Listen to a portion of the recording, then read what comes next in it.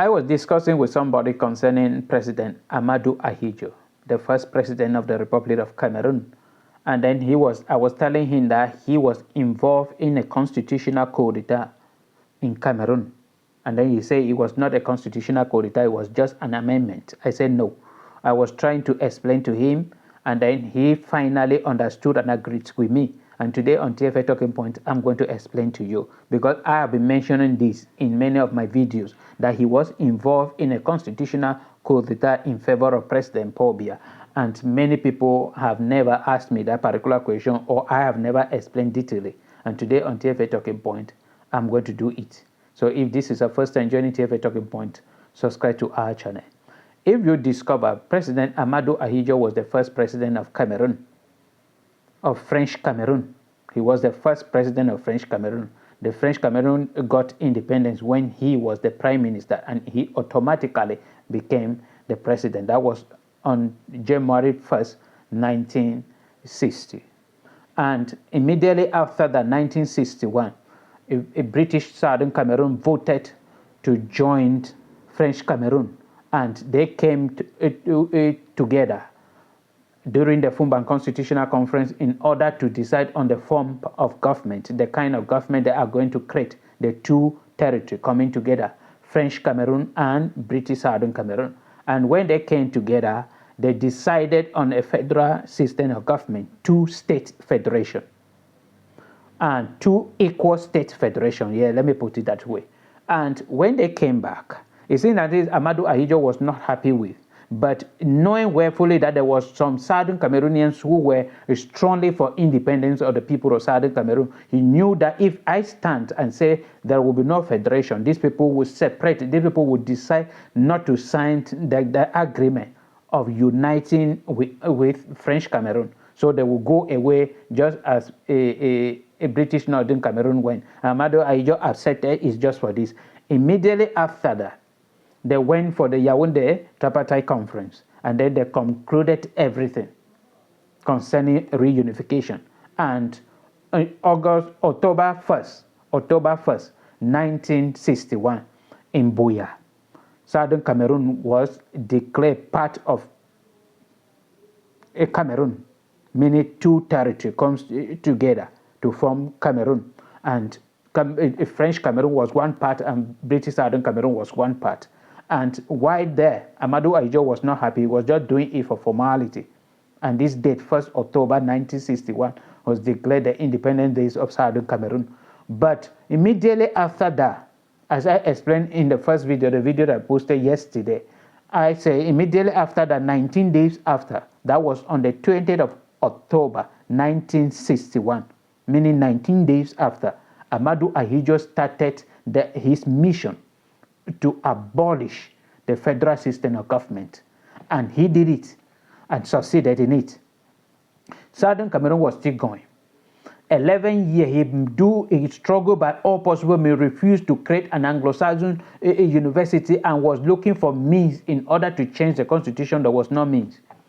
Up to the point where he came up with the issue of United Republic of Cameroon, and decided because of his own party that he created, that is the CNU party that he created, and then that was the only political party in these two territories, French Cameroon and British Southern Cameroon. He abolished all other political parties, and this was the only one, and that was the only means through which people can get into parliament or even become ministers.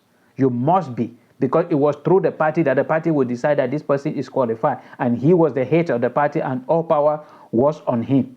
And he created that and formed a government and a parliament of 120 people, and all of them were his militants.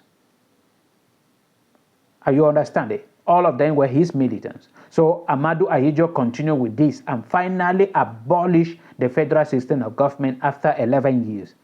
It lasted only for 11 years. In 1972, he dissolved the federal system of government. And that was all about it.